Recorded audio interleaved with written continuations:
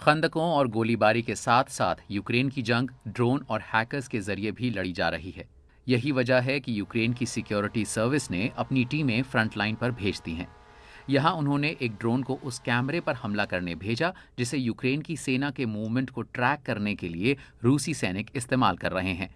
एक exclusive interview में cyber सुरक्षा और टेक्नोलॉजी के प्रभारी ने बताया कि वो खुफिया जानकारी जुटाने के लिए रूसी कैमरों को भी हैक करते हैं। Using artificial intelligence, we artificial intelligence का इस्तेमाल कर हम कब्जे वाले इलाके में उनकी निगरानी कैमरों को हैक कर लेते हैं।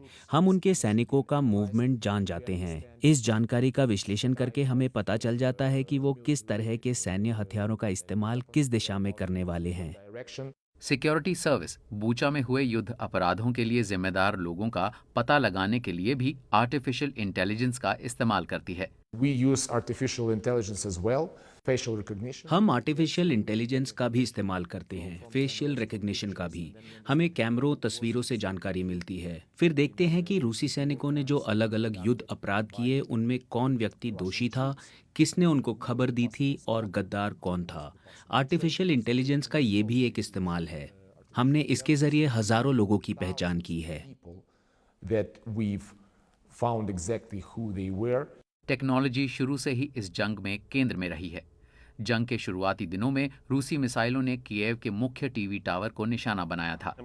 पिछले साल रूसियों ने इस टावर पर हमला किया था। वो नहीं चाहते थे कि यूक्रेनी लोगों तक सही जानकारी पहुंचे और इसीलिए वो बुनियादी ढांचे को तबाह करना चाहते थे। मिसाइल हमले के साथ साथ उसी जगह पर साइबर हमला भी हुआ था।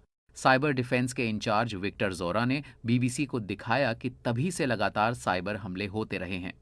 तो इस दौरान बड़े हमले हुए हैं। लाल रंग में जो दिख रहे हैं वो बड़े हमले थे। तो ये हर दिन हुए हैं? हाँ, हर दिन। तो कुछ ना कुछ होता रहता है। हाँ, आपको किसी दिन छुट्टी नहीं मिलती? हमें छुट्टी नहीं मिलती। अक्सर कहा जाता है कि जंग इनोवेशन को बढ़ावा देती है और ये जंग भी कोई अपवाद नहीं है। हमने यहाँ यूक्रेन में देखा है कि किस तेजी से तकनीक को अपनाया गया है। जिस रफ्तार से ड्रोन्स की तकनीक बेहतर हो रही है वैसी रफ्तार कहीं और नहीं दिखी। हमें इस जगह को गुप्त रखने के लिए कहा गया है। यहाँ ऑपरेटर्स को ट्रेन किया जा रहा है, ड्रोन उड़ाने के बारे में कम और खुद को जिंदा रखने के बारे में ज्यादा। जैसे ही वो जंग के मैदान में करीब जा रहे हैं, खतरा बढ़ रहा है। Right now, दुश्मन के जैमिंग सिस्टम की वजह से अब खतरा बहुत नजदीक आता जा रहा है। jamming systems. हैकर्स और ड्रोन ऑपरेटर अब फ्रंट लाइन पर हैं। दोनों पक्ष जानते हैं कि टेक्नोलॉजी उन्हें इस मुश्किल जंग में अहम बढ़त दिला सकती है।